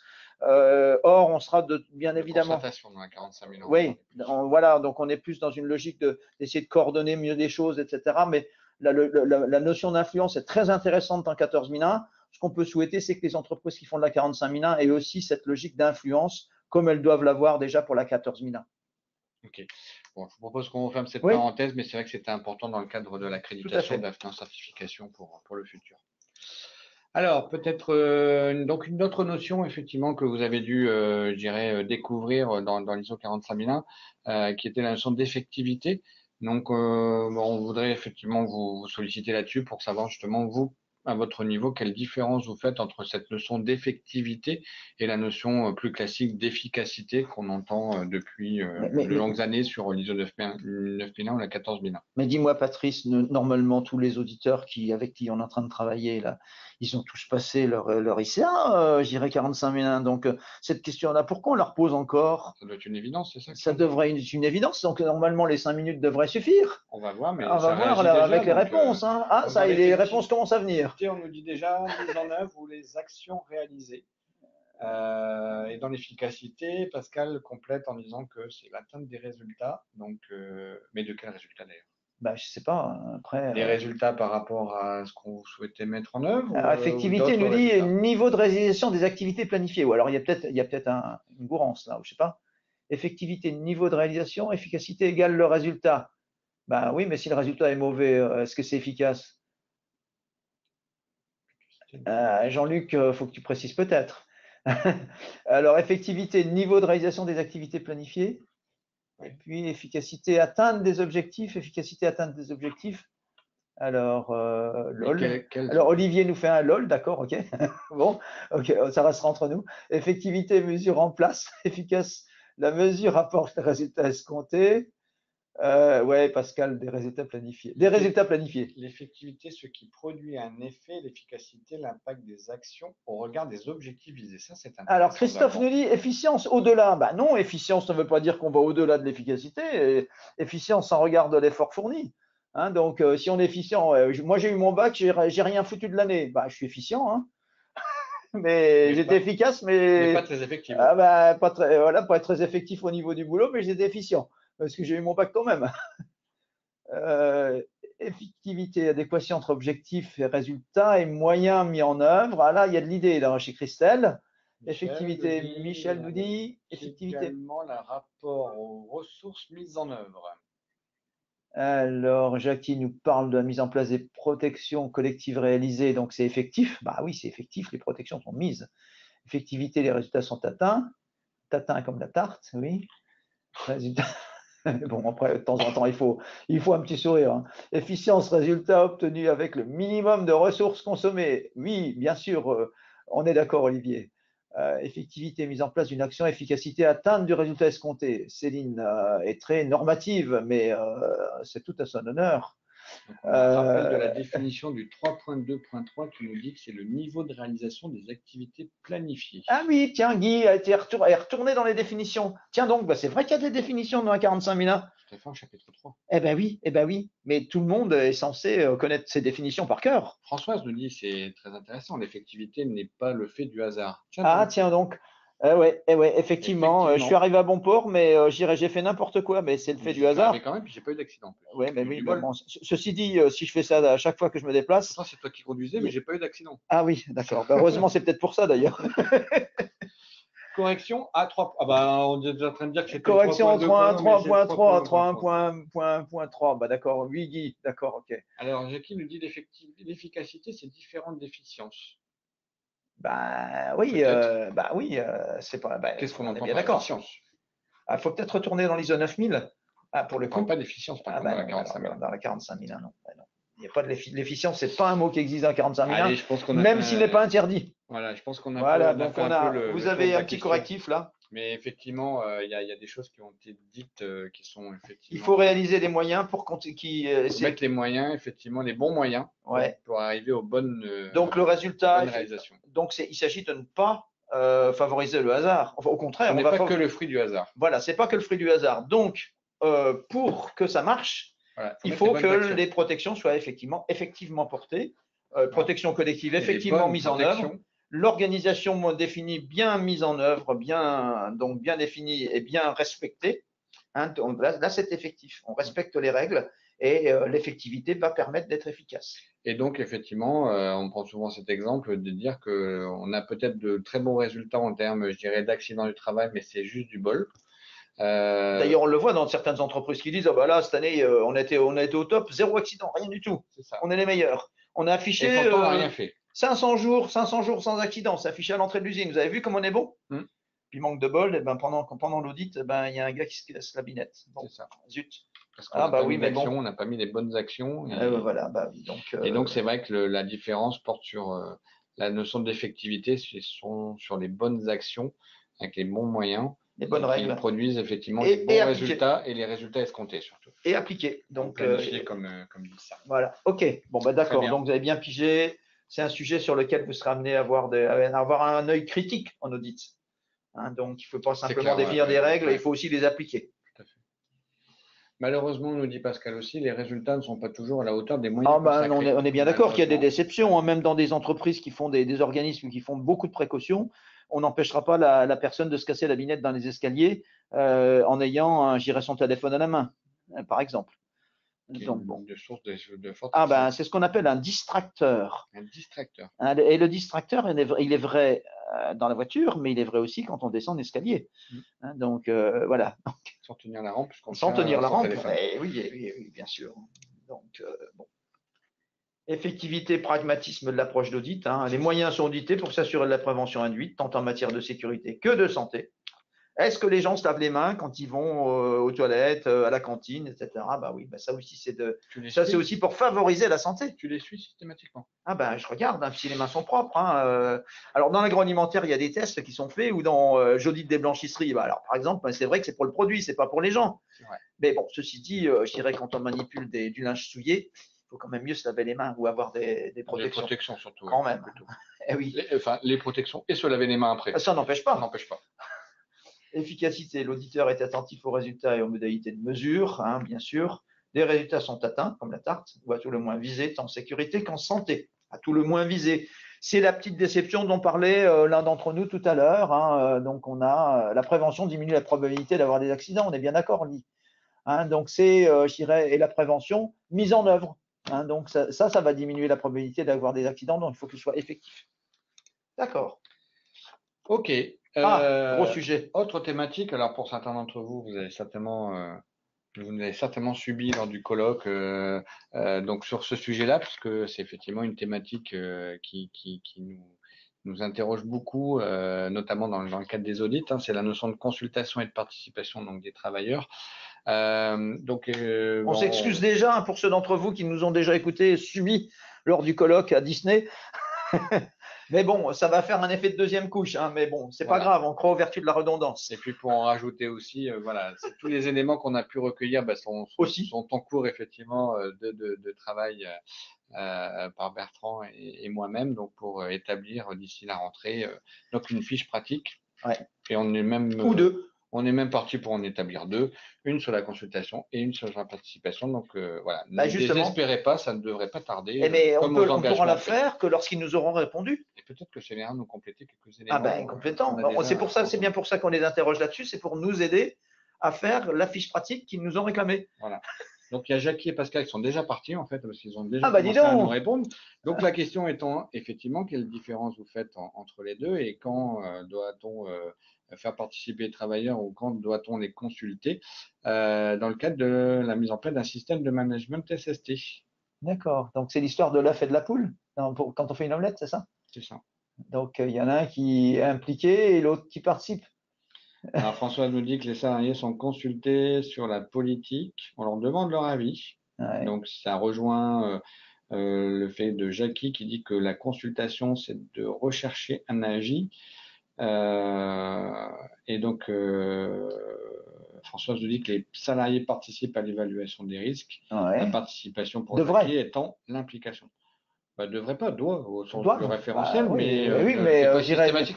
Ah ben si c'est pas systématique, on va être obligé de faire un constat qu'il y a un souci. Alors, Christelle nous dit qu'on doit consulter les travailleurs sur la mise en place d'une nouvelle machine. Ah bah oui, c'est bien, c'est une bonne idée. Qui est mieux que ceux qui vont l'utiliser pour dire des choses. Effectivement. Participation doivent être acteurs, consultés, on leur demande leur avis. C'est vrai. Il y a le débat entre, enfin, ou en tout cas, la séparation entre consultation égale demande d'avis et participation égale participer au choix. Alors, consultation, pas obligé de les entendre, nous dit Philippe. C'est peut-être pas obligé de les écouter, mais on est obligé de les entendre. Alors après, ça dépend, c'est un problème d'entendement. Voilà, si vous avez bien noté qu'on a supprimé un terme important dans la norme, qui est la notion de coopération. Participation, il n'est pas coopérer. Oui, alors là, ça fait l'objet de gros débats, au moins en France, parce que c'est un problème francophone, cette affaire-là. Mais bon. Ça dépend aussi énormément du chef d'entreprise, nous dit Pascal. C'est vrai. Mais ça, du coup, rejoint la notion de leadership. Ah oui, un gros souci, le leadership et la déclinaison du leadership auprès de tous les petits chefs qui sont en dessous. Ça peut aussi être un problème.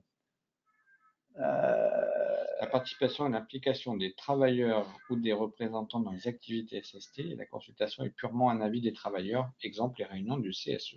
Mais on n'est pas obligé d'en tenir compte. Mais on n'est pas obligé d'en tenir compte. Ah, c'est ça, oui, bah oui. Écoutez, acceptez de faire ce qu'ils demandent. Olivier nous dit la norme est très claire sur les définitions de participation et consultation, ainsi que leurs champs respectifs. Alors c'est peut-être clair pour toi, Olivier. Pour toi, Olivier, mais pas pour tout le monde. Mais pas pour les entreprises. Si on l'a laissé dans l'exercice, c'est parce que c'est pas forcément clair dans ce qu'on constate sur le terrain. Et tu verras toi-même quand tu auras fait une paire d'audits, tu diras bah oui, mais moi ce que j'ai compris, l'entreprise que j'audite, elle n'a pas tout compris. Où ils ont un sens de la consultation et participation qui est à géométrie variable. Ah bah alors on le constate tous les jours, et à géométrie variable aussi en fonction de voilà, donc il y a des gens qui ont le droit et puis attention, en participation de consultation, la norme insiste beaucoup sur les salariés, les travailleurs non encadrants. Oui. Il y a des entreprises où il n'y a que les chefs qui ont droit aux voix au chapitre, ou les chefs ou les IRP, et les autres, taisez-vous. Alors, Pascal nous dit le champ de la consultation est très large dans la 45001. C'est peut-être une bonne question, ça. Combien de fois on va retrouver le terme participation et le terme consultation, ou sur combien de thématiques on doit retrouver la participation et la consultation dans la norme 45001? Allez, hop, on vous pose la question et puis je dirais ceux qui gagnent, ils auront un joker pour le problème suivant. Participation, nous dit Céline. Ah, Céline, elle nous fait une liste à l'après-vert. C'est ça par cœur. La communication, et la formation, ce qui signifie qu'il. Oh, bah moi, je veux faire un audit avec Céline parce qu'elle prend des notes à grande vitesse. Ça serait top, ça. Qu'ils sont partie prenante à la démarche, contrairement à la consultation pour laquelle ils seront consultés sur leur avis pour objectifs politiques. Ouais, d'accord. Un point crucial, nous dit la Bible. Évidemment, quand il n'y a pas de réglementation sur la représentation, c'est la participation des travailleurs. Mais même quand il y a une réglementation, les travailleurs qui ne sont pas élus ont quand même le droit à la parole. Hein, attention, hein, donc ne nous trompons pas. L'audit ISO 45001 n'est pas, ne s'inscrit pas dans l'interrogation des syndicalistes uniquement. Alors Pascal nous lance les débats en disant qu'il y a 9 thématiques dans la consultation et 7 dans la participation. 16 sur la consultation, nous dit Abir. Pascal et Abir sont faits pour travailler ensemble. Il y en a un qui répond sur la consultation, l'autre sur la consultation. Ah ben non, c'est tous les deux. Ah ben non, il y a 9 et 16. Ensuite alors, on va faire une moyenne. 9 et 7, 16. Ben oui, mais là, il y a une moyenne entre les deux à faire. Là. Il y a un problème. Je pense qu'il voulait dire sur la Ah, Nabil nous dit, je parle de la détermination des modalités de participation de consultation. Ouais, pouvez-vous Jackie, parler ne l'entend pas bien. Un peu plus fort, nous dit Jackie. Est-ce que tu peux peut-être monter? Est-ce que c'est mieux là, Jackie? Jackie. Bon. Allez, on lève le suspense. Oui, voilà. Et consultation, quelles exigences, quand? Que des IRP existent ou non, les institutions représentatives du personnel existent ou non. Il faut quand même bien voir si la participation effective en consultant pas mal de monde. Donc, c'est dans votre audit, vous aurez l'opportunité de voir si la participation est effective. Et pareil pour la consultation. Donc, que des IRP existent ou équivalents existent avec des compétences en matière de santé et sécurité au travail. Il n'y a pas que des rapports, il faut rencontrer des gens. Donc, tout ça, c'est du contact humain. Et on va jauger tout ça à l'aune des retours que vous allez avoir, pas simplement en regardant, des comptes rendus de ex-HSCT où on dit que on a regardé le document unique, qu'on est d'accord, basta. C'est pas ça qui va introduire une dynamique digne d'une vraie 45001. Donc bon, il y a du monde à rencontrer. Alors Pascal nous fait une question complémentaire, c'est peut-être l'occasion aussi que les autres puissent réagir. Qu'est-ce que nous entendons par travailleurs non encadrants avant de répondre? Eh ben, tous les opérateurs de base, entre guillemets, qui d'habitude n'ont qu'à la boucler. Ah, on va leur demander. Alors Guy nous dit, il a mis un tiret. Qui vous pouvez entendre en tant que travailleur non encadrant? Les oubliés des audits? Des opérateurs, nous dit Christiane, évidemment, par exemple. Par exemple. Ça peut être d'ailleurs des personnes dans les bureaux aussi, donc ceux qu'on n'interroge jamais, ou que. Tous les salariés de l'entreprise, nous dit Jean-Luc. Mais bien sûr. Sachant que les travailleurs non encadrants, c'est pas parce qu'on consulte des travailleurs non encadrants qu'on ne peut pas consulter les autres. C'est ça. Tout le monde à voix peut être consulté. Jackie nous dit, ne font pas partie du management. Ben, ça peut faire partie effectivement. Sachant que la logique, la notion de cadre, le statut cadre, ça n'existe pas dans tous les pays du monde. Donc on peut être encadrant sans avoir un statut cadre. Par contre, Guy introduit la notion de n'ont pas de délégation. Ça, c'est intéressant. Oui. Alors, ils ne sont pas, ceux qui n'ont pas de délégation, alors effectivement. Au centre de la SST, bien sûr. Ah ben, on est bien d'accord qu'il n'y a pas que les délégués syndicaux ou au CSE qui ont le droit à la parole parce qu'ils ont été élus. Donc, tout le monde peut être rencontré. Et quand on modifie un atelier, c'est quand même bien les personnels de l'atelier qui ont quelque chose à dire sur le déplacement d'une machine ou sur donc c'est ces personnes-là qui doivent participer à la discussion et pas le Gugus qui a été élu et qui recueille les trucs de façon indirecte. Donc ils ne font pas partie du management, pas de délégation. Bon, ce qu'il y a de sûr, c'est qu'il va falloir rencontrer du monde. Un truc qu'on peut vous donner, parce qu'il y en a dans presque toutes les entreprises, c'est que vous avez des sauveteurs secouristes du travail. Et vous pouvez très bien, ce sont des personnes qui sont quand même sensibilisées, puisqu'elles sont volontaires, pour sauver leur prochain quand il y a un malaise ou bien un petit accident. Donc, moi, dans tous mes audits, j'essaye de programmer une petite réunion, et quand je traverse un atelier, j'essaye de repérer les gens qui ont un macaron sauveteur secouriste du travail, puis je les interpelle pour qu'ils me disent un petit peu ce qu'ils pensent de l'organisation, de la participation pour la prévention, etc. Et donc, ce sont des acteurs qui sont engagés, qui sont volontaires. Donc, quelquefois, on arrive quand même à discuter avec eux et c'est quand même intéressant. Et puis, en plus, ces gens-là, ils interviennent aussi sur le critère d'urgence. Vous savez que la 45001 s'intéresse à ce qui se passe au quotidien, mais également quand ça ne va pas. Donc, vous ayez aussi des informations sur l'aptitude de l'entreprise à à intervenir, je dirais, quand il y a un malaise ou quand il y a des accidents, des choses comme ça. Donc, il faut aussi avoir des remontées d'informations. Et ces personnes-là, ils en ont. Et ils participent notamment à l'analyse après accident. Ah ben, ils devraient participer aux analyses après accident. Ils sont intervenus ou ils ont un peu de répondants. Ok. Bien, question suivante, donc sur l'approche processus qui a donc fait beaucoup de parler ou couler d'eau sous les ponts, comme on dit. Donc déjà, à votre idée, est-ce que vous en avez déjà fait la liste et dans combien d'exigences on retrouve la notion d'approche processus au sens de l'ISO 45001? Alors, on vous attend. On veut un chiffre. Là aussi, on fait les enchères. On a ouvert les enchères. Alors. On donne un petit indice entre 0 et 30 et 30. Entre 0 et 30, combien vous voyez d'exigences de processus dans l'ISO 45001? Alors, Christelle se lance, elle nous dit au hasard 7. Bon, elle aurait pu… Au hasard 7. Voilà. Bah, c'est parce que 7 à dire. C'est-à-dire 7 à dire. 8. Ah, qui dit mieux, les enchères montent. 14. 14, 15. 15, nous dit. Ouais, d'accord, ok. 14, 15, 8. Ah, il y a un 8. Oui, il y a un 8. Ouais. 17. Ah, Bertrand. Non, alors, Bertrand, il nous dit un 14. Ah, c'est pas le même Bertrand. Il y a un Bertrand 14, un Bertrand 17, on ne dira pas. Du coup, ça permet de ne pas dire lequel. 14, 17, 15, 8, 7. Un genre de processus. Ben oui, mais voilà, donc il y a bien des endroits, c'est écrit dans la norme, hein, il y a une exigence de processus pour traiter tel et tel sujet. Comment doit-on prendre en compte, si je reprends la question, c'est oui, comment mais doit-on bon, après, prendre en compte c'est nous qui posons des questions, bien c'est celui à qui on demande une réponse. C'est vrai, ça, on n'a pas prévu d'en parler. Ah bah écoute, c'est quand même bien embêtant que ça, c'est un bon auditeur qui a l'art de reposer.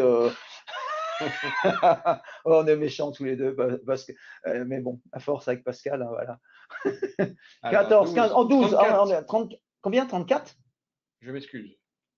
J'excuse, oula. On s'excuse. Processus nécessaire pour les systèmes de management de la santé et sécurité au travail, nous dit Olivier. Mais oui, mais c'est sa réponse, mais ce n'était pas notre question. 15 pour les informations documentées, nous dit Christelle. Olivier, c'est peut-être normand, peut-être. Ah, un peu. Mais il va falloir qu'on vérifie, on va faire une recherche sur Internet. Christelle nous dit 15 pour les informations documentées, mais elle répond à une autre question. Donc le 15 est en train de l'emporter quand même, parce qu'il y a 2 fois 15 quand même. Oui, mais attends, c'est pour les informations. Elle répond à une question qu'on n'a pas encore posée. Ah, pour les informations documentées, oui, c'est pas la question qu'on a posée. 16. 16 nous dit, alors il y a un Philippe qui nous dit 16, donc 12, 14, 15, 16, 8, 7, pas 14, mais 13. Voilà, voilà, donc il y a un des Bertrand qui nous dit 14. Mais pas 14, mais 13. Bon, on lève le suspense. Ah, on va lever le suspense. Alors, où trouve-t-on l'approche processus dans la 45001? Ah bah oui. Alors, on le retrouve un peu partout. Ouais. Effectivement, ça fait l'objet de pas mal de débats. Hein. Donc, tout d'abord, on ne retrouve pas d'approche processus dans le chapitre 4. C'est pas parce que dans le chapitre 4, il y a un chapitre système de management dans lequel on parle de déterminer les processus du système de management qu'il y a une obligation d'exigence de processus. Il n'y a pas un processus de détermination des processus. Ah non, je ne crois pas. On pourrait, hein, mais ce n'est pas interdit. Mais... Voilà. Donc, on va retrouver ça effectivement dans le chapitre leadership. Donc, justement, sur le processus, il y a nécessité d'avoir un processus de consultation et de participation des travailleurs, donc au chapitre 5.4. J'aurais presque envie de dire, s'il n'en fallait qu'un, ce serait au moins celui-là.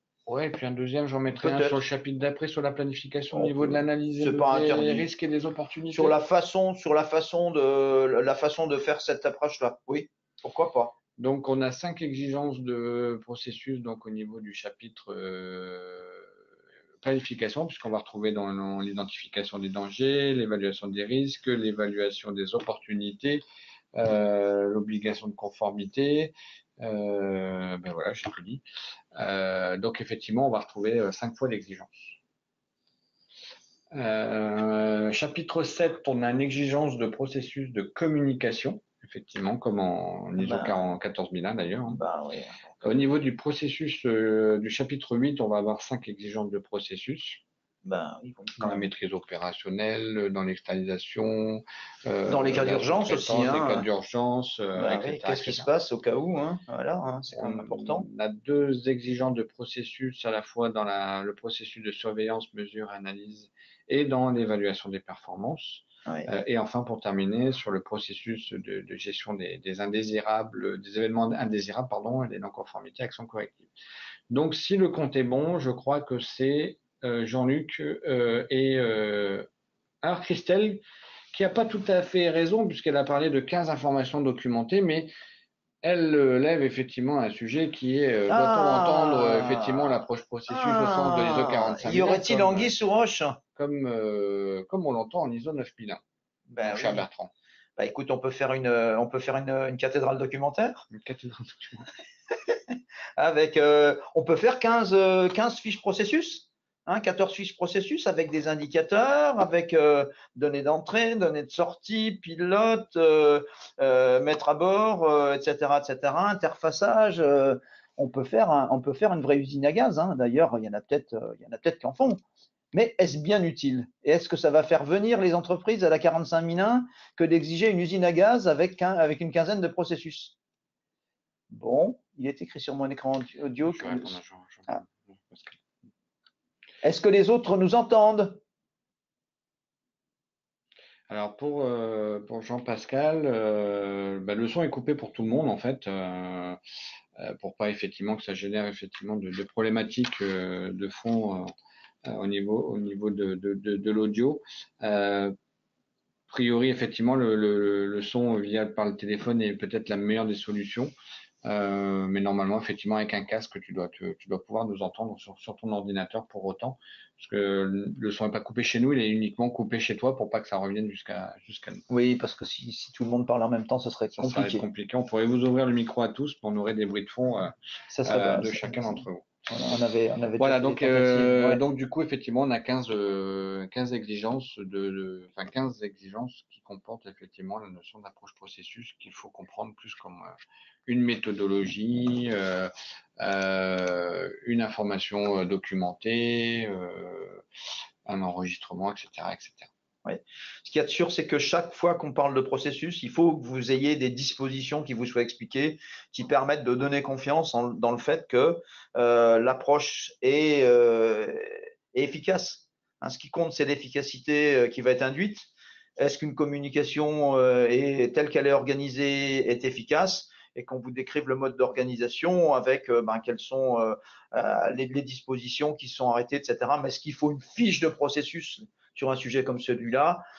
On va pas auditer ça comme on peut le voir dans une approche de type ISO 9001. D'ailleurs, sur un sujet comme celui-là, on a une fiche pratique. C'est ça. Donc que vous pouvez éventuellement télécharger. Finaliser et qu'on va mettre à jour sur le site internet. Donc, ça va être mise à jour où on partage une idée communément admise sur le fait que en ISO 45001, il faut être le plus pragmatique possible. Hein, et que bien évidemment, à chaque fois qu'il y a le mot processus, il faut que vous puissiez avoir des réponses concrètes sur les informations en général documentées. Hein, les informations documentées qui sont conçues de façon à maîtriser les dispositions attendues.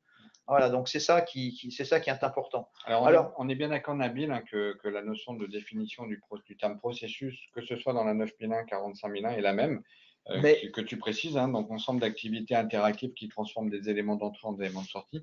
On est d'accord. La définition est 100% identique entre les différents référentiels.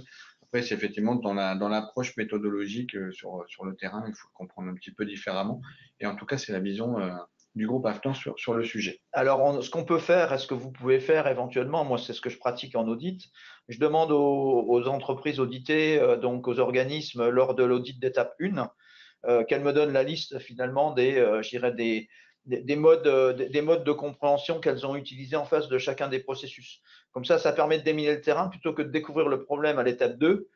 Dès l'étape 1, j'ai la liste des processus, enfin de ce que eux ils ont traduit comme processus. On va me dire tiens, pour maîtriser ma com, j'ai fait telle instruction, voilà, donc elle est aussi bien valable en interne qu'en externe. Pour maîtriser tel autre processus, je fais un tableau, voilà, et puis on pratique comme ça, etc.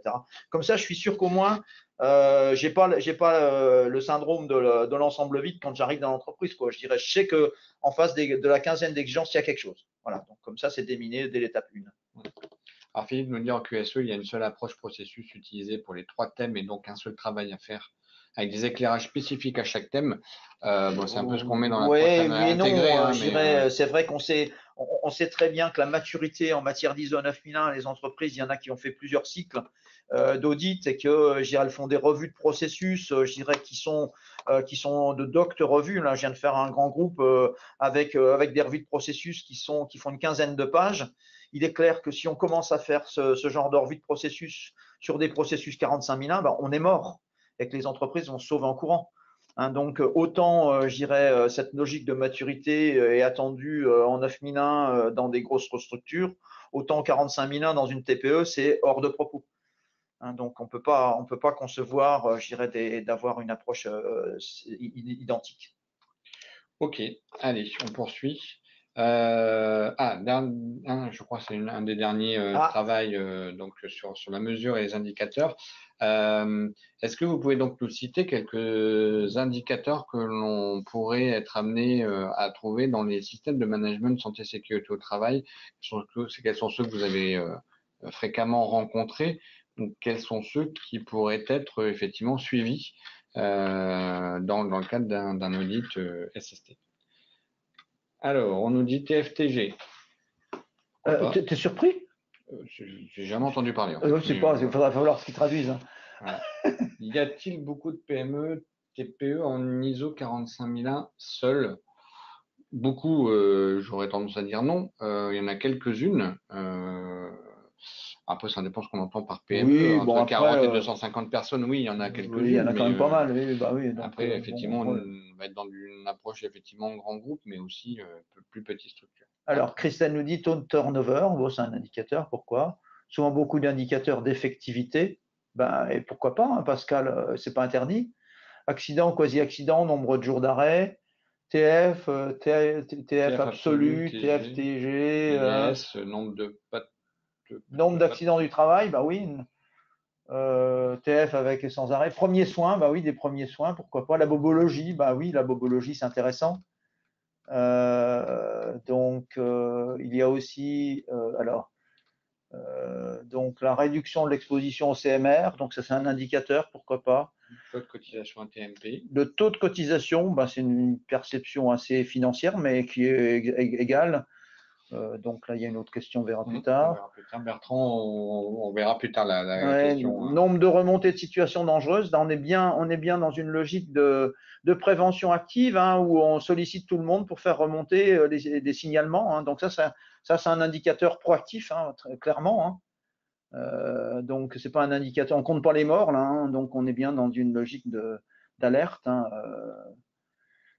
Donc accident, quasi-accident, nombre de jours d'arrêt. Qu'est-ce qu'on a d'autre? Tout le monde s'est exprimé sur un sujet comme celui-là? Accident, quasi-accident, donc que les gens, risques majeurs, réduction, suppression des risques majeurs de l'analyse des risques. Oui, Olivier, on est bien dans cette logique. Hein, si on a des indices de risque, donc on arrive à faire baisser dans le tableau les indices de risque grâce aux mesures d'amélioration des situations de travail. Ça, c'est un très bon indicateur, probablement, là aussi. Les indicateurs sont demandés sur le nouveau document situation santé sécurité au travail, nous dit Jackie. Oui, sauf que il s'agit, c'est pas forcément, c'est pas parce qu'on a travaillé sur une synthèse que ça serait dû à ça. Hein, donc les indicateurs qui sont demandés dans le document de synthèse sont des indicateurs un petit peu génériques, mais c'est pas forcément les meilleurs partout. Hein, donc on est bien d'accord. Les heures supplémentaires, le respect du temps de travail, nous dit Nabil, ben oui, il y a des structures où ça peut poser un problème.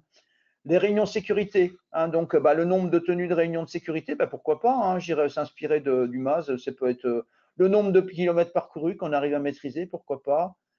L'indication du nombre d'écarts par rapport aux bonnes pratiques, donc le pourcentage d'absentéisme cause maladie. Ah, alors là, il y a enfin quelque chose qui touche un peu la santé, pas seulement la sécurité.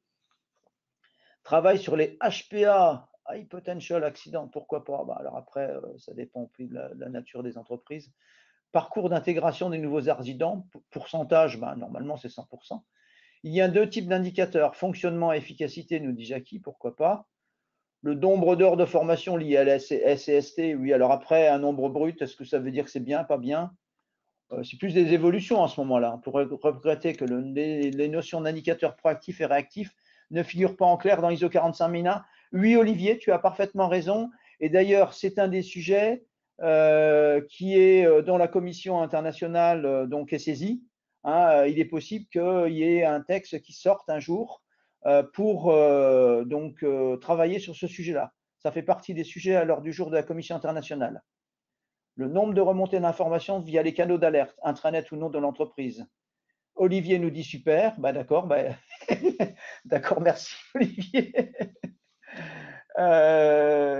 Bien entendu, nous dit Jackie, ben oui, ok. Le nombre de maladies professionnelles déclarées, oui. Alors après, il y en a une cette année, il y en avait pas pendant 3 ans. Du coup, on est devenu mauvais. Alors après, voilà. Après, puis on sait que les maladies professionnelles déclarées, elles peuvent provenir d'une intoxication de quelque chose qu'on a eu dans une entreprise 20 ans avant. Donc, les maladies professionnelles à manier avec des pincettes quand même, mais bon, il faut en tenir compte quand même, évidemment, on est d'accord.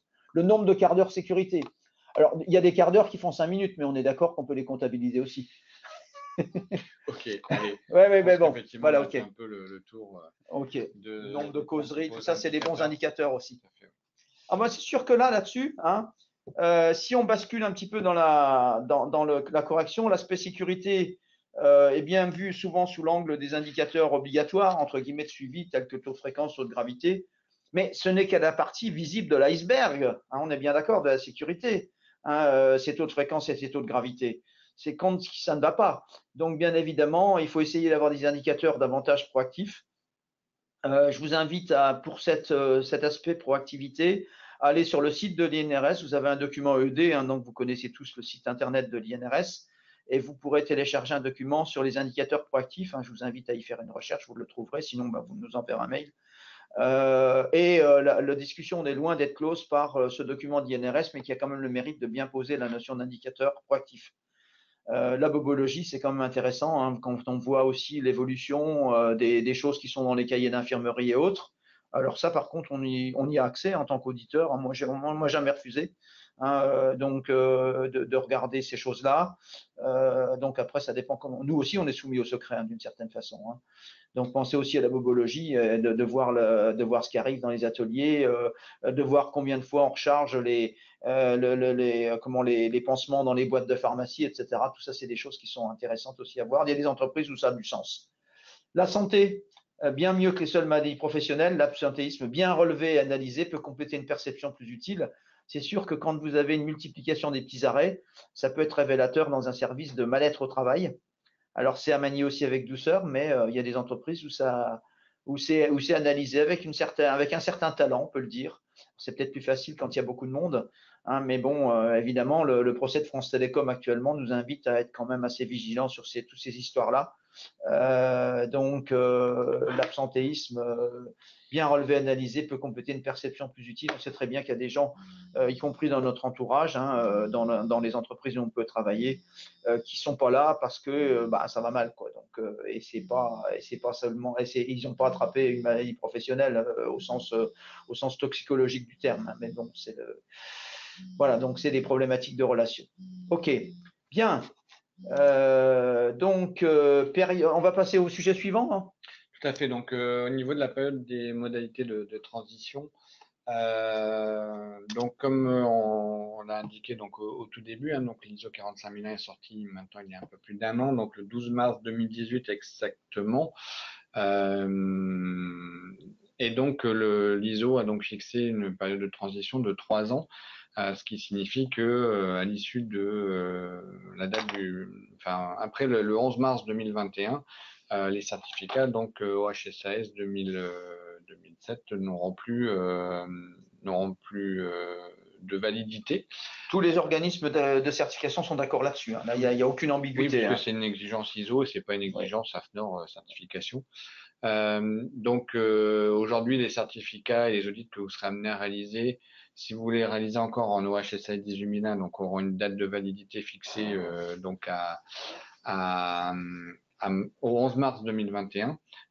Personnellement, je réalise un audit en octobre où il reste effectivement au HSAS cette année sur un renouvellement. Donc, on aura une durée de validité finalement d'un an et demi en fait.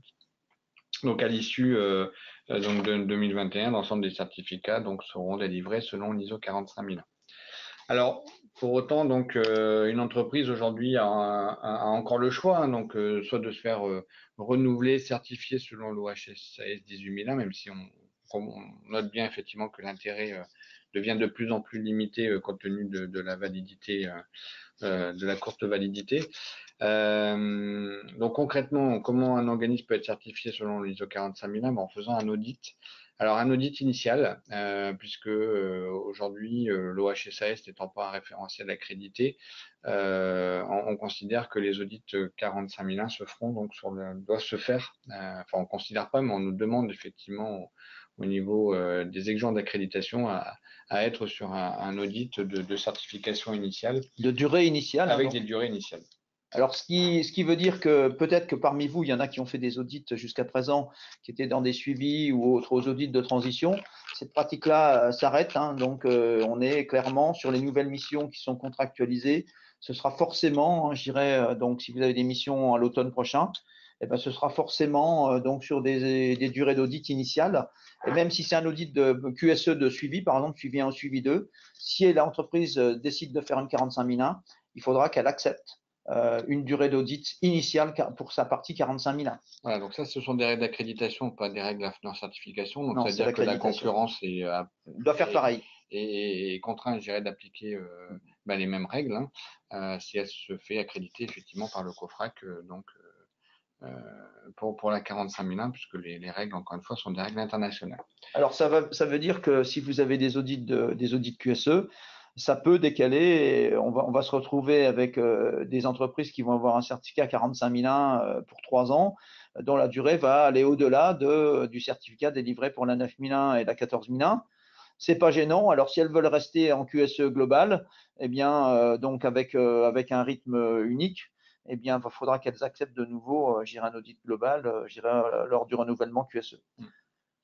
Alors Guy nous pose la question, tu nous avais peut-être pas encore tout à fait rejoint quand on en a parlé, mais pour l'ILO OSH, on continue. Donc à l'issue du 11 mars 2021, ce qu'on vient de dire n'est pas applicable pour l'ILO, puisque l'OIT n'a pas aujourd'hui donné de directive, et à ce jour l'ILO continuera. Sauf s'il y a des directives d'ici là, après on verra bien. D'ici là, évolution, mais à ce jour il n'y a pas de directive, donc l'ILO pourra aller au-delà du 11 mars 2021.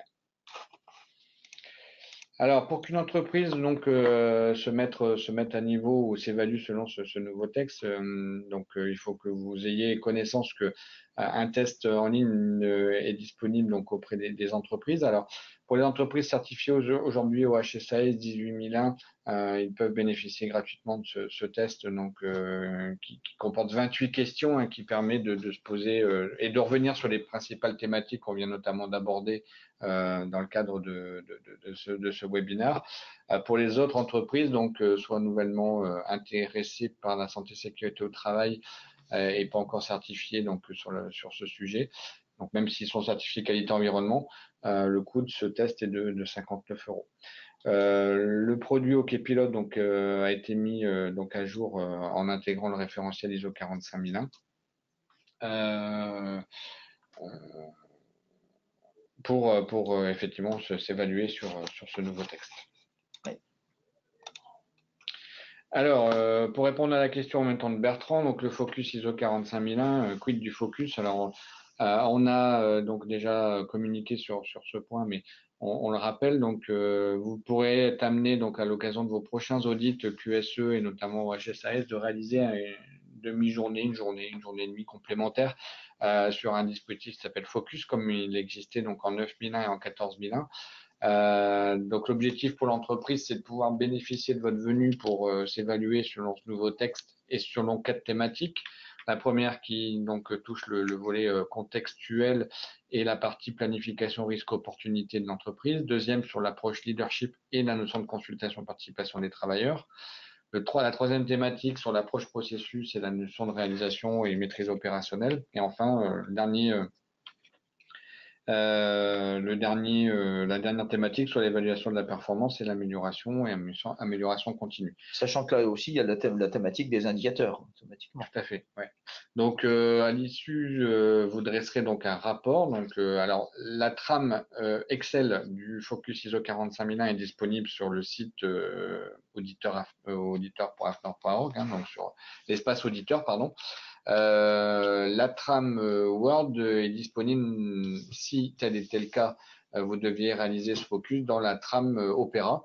Donc le fichier Word à compléter sur la base des éléments que vous aurez recueillis dans le fichier Excel sera donc intégré à la trame d'audit si vous êtes concerné par cette évaluation à réaliser.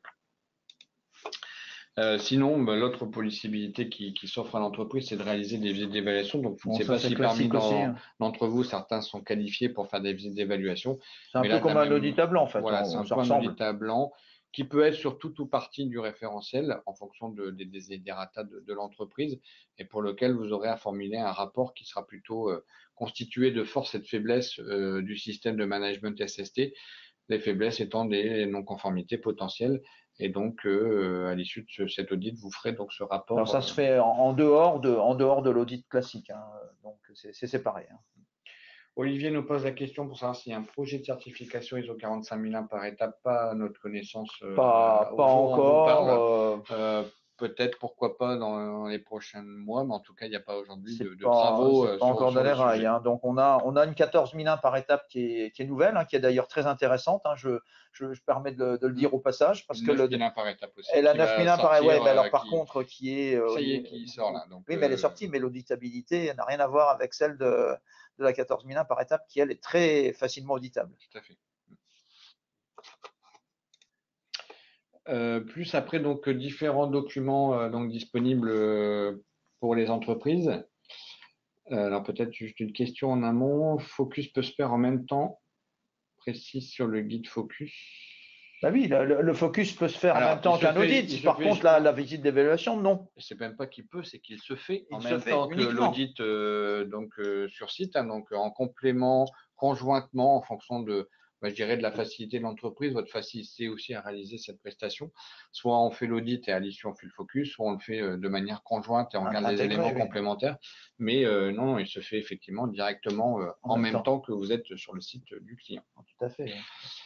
Voilà, donc d'autres points pour les entreprises, donc un certain nombre de formations, donc lecture pas de la norme sur ces 2 jours là pour découvrir les exigences de l'ISO 45001, pour migrer son système selon l'OHSAS, pour se former à la pratique de l'audit interne sur l'ISO 45001, pour faire migrer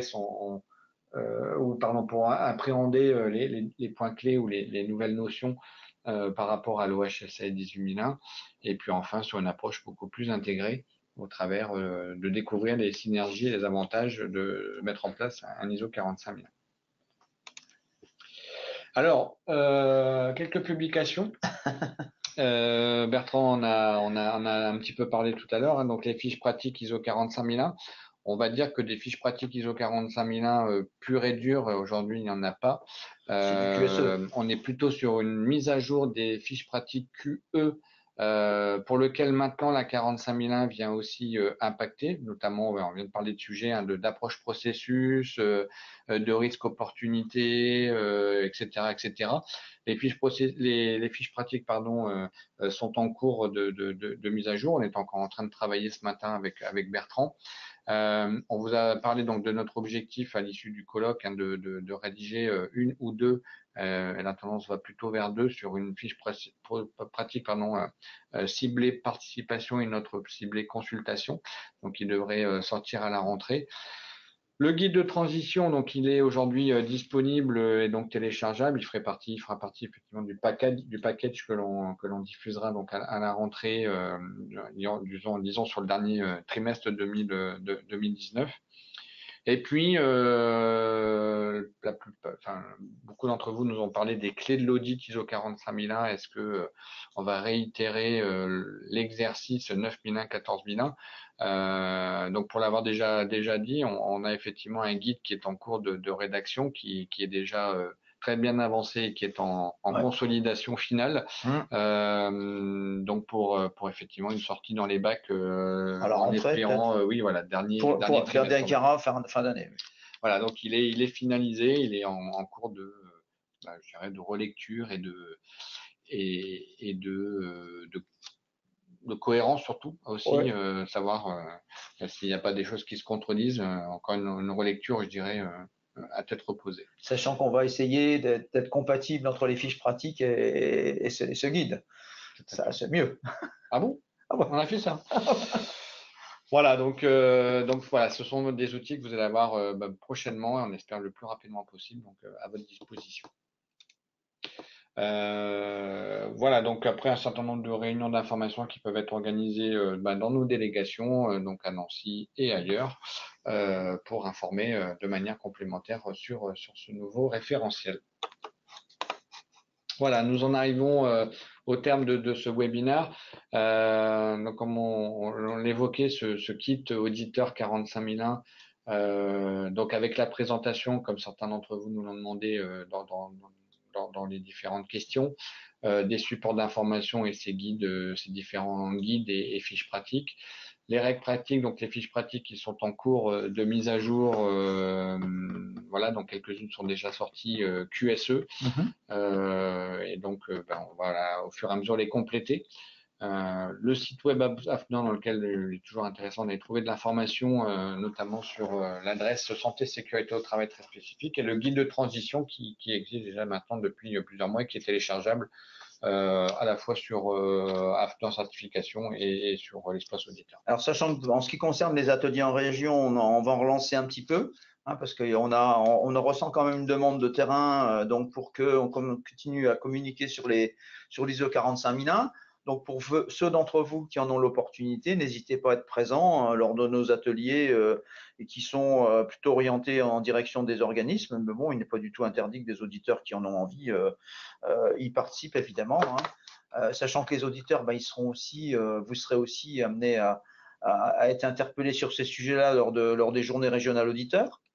Je crois que tu es déjà en préparation, Patrice, sur ces sujets-là aussi. Oui, alors les prochaines journées régionales auditeurs qui commencent à partir de novembre de 2019. Oui, il y en a déjà une à Nancy en novembre, oui, effectivement. Donc il y a des, c'est reparti donc pour ces journées régionales auditeurs, donc qui avait du fait de la tenue de la réunion à Disney, il y avait eu un peu un décalage, ce qui est assez logique pour pas doublonner, mais là c'est reparti.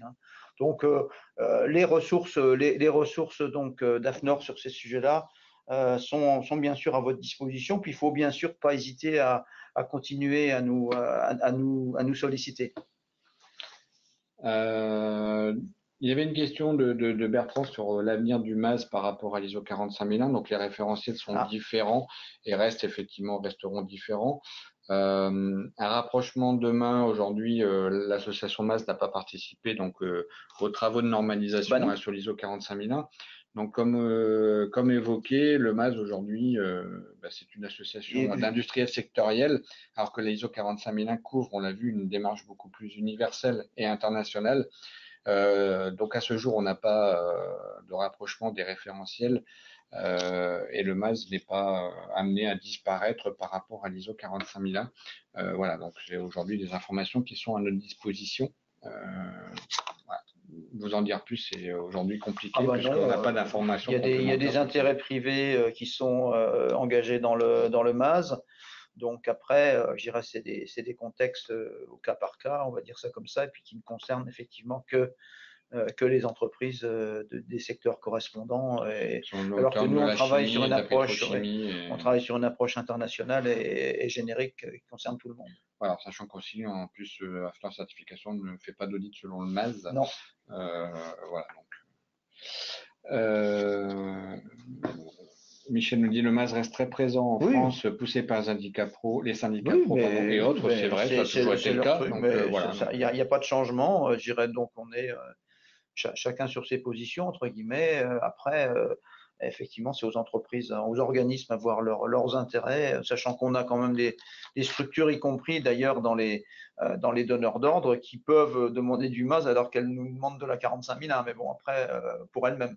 Donc bon. Voilà, et puis après, donc une dernière question de François sur les objections des syndicats par rapport à l'ISO 45001. Si la question est, est-ce que les syndicats ont voté pour ou contre Bah, ils ont le tous texte? voté Ils ont contre. tous voté contre ensemble. Mais Donc, je dirais qu'il y a une logique. Alors, mais entre tout nous, en je le dis, étant effectivement acteurs. oui, ils sont acteurs, mais je dirais, ils voient bien que la logique de participation et consultation dépasse les seuls IRP. Eux, je dirais, ce qu'ils voient aussi, c'est l'intérêt des représentants syndicaux et que, ben, je dirais, on veut que la participation dépasse les seuls représentants syndicaux. Donc, partant de là, dans la norme partout, vous avez vu, hein, c'est et de leurs représentants quand ils existent, et pas ou de leurs représentants quand ils existent. Ou simplement de leurs représentants. Ou simplement de leurs représentants. Et ça leur plaît qu'à moitié, parce que je dirais c'est un peu la chasse gardée. Hein, donc, et dans certaines entreprises, parler de santé et de sécurité au travail, c'est soit le médecin du travail, soit les élus au CHSCT, basta. Et avec la 45001, ça ne suffit pas. Il n'y a pas de chasse gardée. Il y a une logique de participation de tout le monde à l'effort en faveur de la prévention, et c'est pas réservé aux seuls représentants syndicaux. Alors ça forcément, c'est une approche qui ne plaît pas à tout le monde et voilà, donc il y en a qui perdent leurs prérogatives. Bon, sachant qu'il y en a quand même pas mal avec l'évolution de la réglementation actuelle qui perdent de leurs prérogatives, puisque pas mal d'entreprises ou de structures ont perdu des représentants en passant au CSE. Le nombre d'élus a beaucoup diminué. Hein. Voilà, donc on arrive au terme de ce webinaire. Donc merci d'y avoir participé et pour votre participation d'ailleurs active au travers des questions que l'on a pu vous poser. Donc petite phrase effectivement au final de Bertrand sur la certification 45001 pour une prévention raisonnable parce qu'elle est raisonnée. Bah oui, mais bon, enfin, on raisonne comme on peut, hein, mais bon, c'est pour avoir une bonne résonance qu'il faut avoir un bon raisonnement. Bon. Ouais. Bon. Non, mais gardons le sourire, mais c'est vrai qu'avec un peu d'humour, même la santé et la sécurité au travail, ça passe mieux. Donc, gardons le sourire en audit aussi, hein, et tout en étant bien sûr sérieux, mais je pense que c'est un point important, hein, que de faire comprendre que c'est un intérêt partagé. Voilà. Voilà, bah écoutez, merci donc merci à tous. Bon audit donc à l'issue, puisque vous êtes arrivés au bout de ce webinaire, vous devriez normalement tous être qualifiés. Bah, il va falloir qu'on vérifie, hein, quand même, parce qu'on va compter le nombre d'interventions de chacun, et puis on a mis, je sais plus à combien on a mis la barre par rapport au nombre d'interventions pour avoir. Pour être qualifié. C'est ça. Donc en fonction du nombre d'interventions, on va accorder ou non le bénéfice de la participation. Alors, donc, voilà. Donc on va transmettre par votre participation et votre connexion donc à ce webinaire votre participation à Corinne Coulbrand du DGECE pour effectivement vous qualifier définitivement. Ouais. Certains d'entre vous seront peut-être ou ont peut-être déjà dans les cartons des audits en prévision donc sur le deuxième partie de cette année, deuxième semestre. Et donc, écoutez, bon courage pour ces audits. Merci de votre interactivité à tous, hein, parce que effectivement tout le monde a bien joué le jeu et on vous en remercie parce que si on avait été dans une situation de monologue à deux, ça aurait pas été terrible. Et donc, on se tient bien sûr, Bertrand et moi-même, à votre disposition si vous avez des questions. Comment ça, Patrice, on assure la prévente? On assure la prévente. Faut pas hésiter à nous écrire voilà. Si vous avez des soucis. Hein. Et sinon, sollicitez le DGECE qui nous fera suivre et qui nous sollicite de temps à autre sur ce sujet-là. Donc voilà, mais en tout cas, on reste à votre disposition. Vous pouvez être critique sur les fiches pratiques aussi si vous le souhaitez. Si vous les téléchargez, vous regardez, n'hésitez pas à nous dire ça nous convient qu'à moitié ou on préférerait ou ce serait bien de faire tel complément. On peut toujours faire évoluer la version d'une fiche pratique. Hein. Voilà, ensemble on est plus malin et on apporte plus d'éléments, donc n'hésitez pas. On viendra vers vous par rapport aux prises en compte des éléments. Au moins on regardera, est-ce qu'on prendra, on ne sait pas, mais en tout cas on sera intéressé par vos remarques s'il y en a. Voilà, écoutez, merci encore une fois. On vous souhaite une bonne fin de journée, un bon week-end qui se prépare, et puis de bonnes vacances aussi, puisque pour certaines personnes, elles approchent, vous l'êtes déjà peut-être un tout petit peu, et au plaisir de vous rencontrer, soit en JRA, soit à d'autres occasions, soit à l'occasion de missions d'audit. Merci pour tous vos merci. Merci, à bientôt. Allez, bonnes vacances aussi à vous tous. Au revoir. Bonne journée, au revoir.